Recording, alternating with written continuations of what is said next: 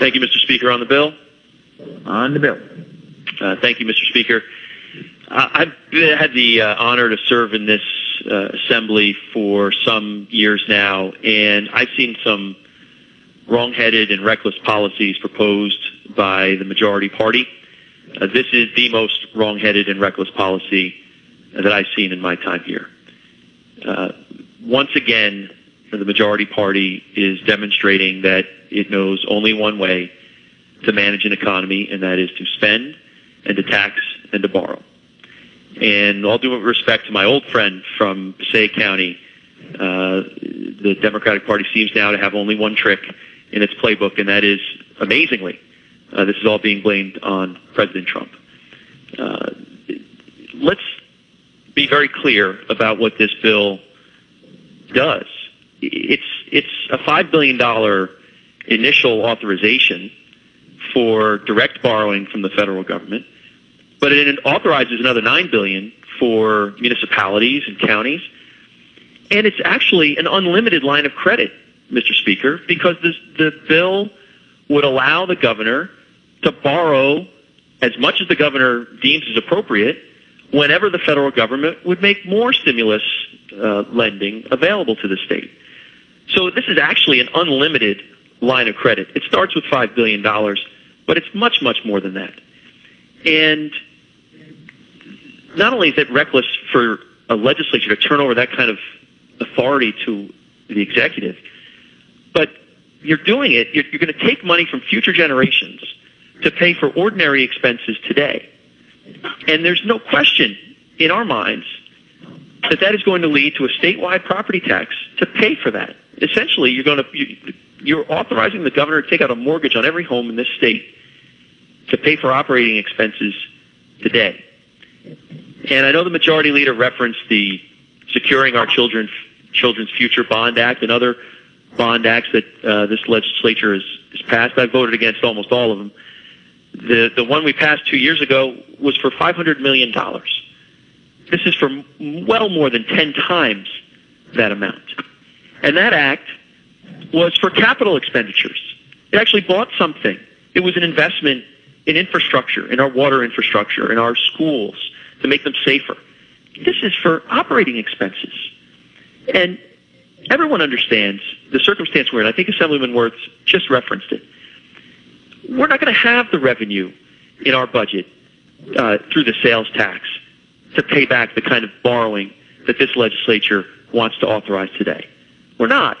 And you know who's intellectually honest about that?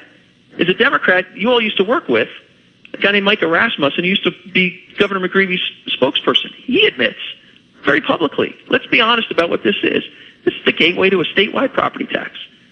So people from both sides of the aisle are recognizing if they want to be honest about what this bill does, it does authorize a statewide property tax, and it is unlike anything this legislature has ever done. It is, moreover, it is illegal and unnecessary. And pause for a moment on the legality. I hope every member of this body has referenced the Constitution at some point in their service to the people of this state.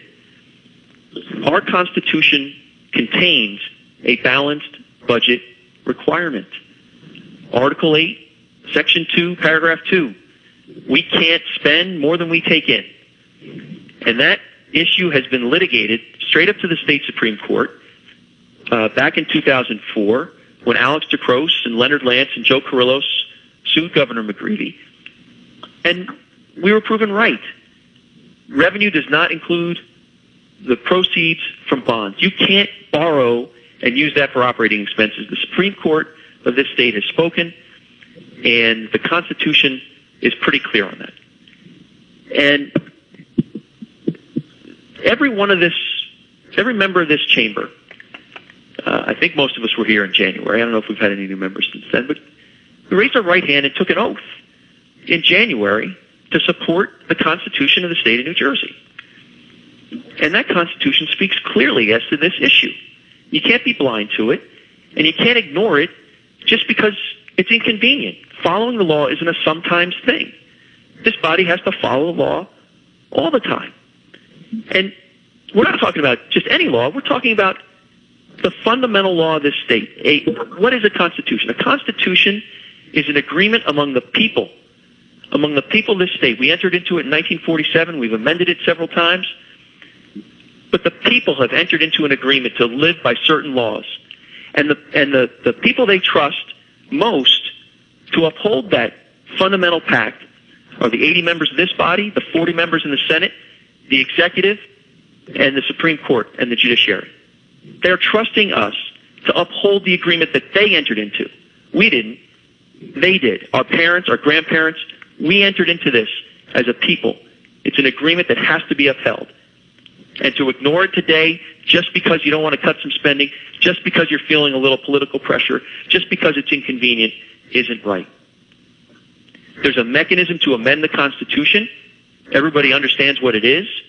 Put it up to a vote of the people. If you want to put on the ballot in the fall a constitutional amendment that essentially would allow the state to put a statewide property tax on to pay for operating expenses, go ahead. Try to amend the state constitution and do it the right way. But until the Constitution is amended, this bill is unconstitutional. And I think it will be stopped in court very, very quickly because the state Supreme Court has been very, very clear on that. And maybe worst of all, if that's not bad enough, this bill is completely unnecessary. All due respect to the chairwoman of the Budget Committee, who is a good and decent public servant and a very, very pleasant woman, we're not facing a $10 billion deficit. The drop from what we spent in fiscal year 19 to what the treasurer expects to be able to spend in fiscal year 20, the end of fiscal year 21, is about $4 billion. It's a $4 billion drop in revenue and availability of funds. And that doesn't count anything that might come in from D.C. Over the next several months. We faced similar drops in revenue before. At the end of the Corzine administration, at the beginning of the Christie administration, we faced, relative to the size of the budget back then, about the same amount, about the same percentage in drop in revenue from fiscal year 09 to fiscal year 11. And we didn't, as a bipartisan matter, we didn't borrow to cover that deficit. We made reforms and we cut spending. And I remember, the majority leader was the chairman of the Budget Committee at the time. There was apoplexy in the majority party. The sky was falling. There were cries of Armageddon. How can we possibly survive by cutting spending to meet our revenues? This can't be. People are going to die in the streets. It was the calamity that was going to ensue. People couldn't talk enough about it on the other side of the aisle. Well, we did it, and the world went on, and everybody survived, and no one looks back on 2010 and 2011 as a period in New Jersey's history where the winds were particularly cold and the streets were particularly cool. We're going to get through this. We can get through this with enough will and creativity to have our expenditures meet our revenues without violating the state constitution. Mr. Speaker, this is not a measure of last resort. Here we are on June 4th. The fiscal year doesn't end until September 30th. The minority party, the Republicans in this body, supported the majority's request and the governor's request to extend the fiscal year. I think in an unprecedented move that no other state in the union has done, to my knowledge, we extended the fiscal year to help deal with the fiscal crisis that we're facing. And more than 3 months before the end of the fiscal year, the Speaker has put before us a bill asking us to authorize an unlimited line of credit and borrowing. This is a first resort, not a last resort. There are spending bills. Every member of this body, Democrats and Republicans included, voted for a furlough bill that would save hundreds of millions of dollars. Hundreds of millions of dollars. It's sitting on the governor's desk. He could sign it today and save money with a stroke of a pen. The governor refuses to do it. I don't know of anybody in this body from the Democratic side of the aisle who has asked the governor or pressured the governor to make those cuts to save that money. And yet the majority party comes to us and asks the people of the state of New Jersey and its representatives to borrow billions of dollars. And revenue figures. To wrap it up, you're way over your time. I'm sorry, Mr. Speaker. I think it's 15 minutes, and I don't think I'm over that, but I am going to wrap it up. I think it's 5, 5, and 10, but go ahead. Okay, well, I appreciate your courtesy, Mr. Speaker. Again, you've been nothing but courteous to me, and I will try to do the same for you. Our revenue figures for July are not in. We don't know what we're going to collect. We don't know what the federal government is going to contribute.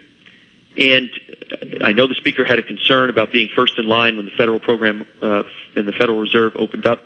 But as the Federal Reserve has assured states, that's no longer a concern. It's simply not true that we can't afford to wait. We can and we should.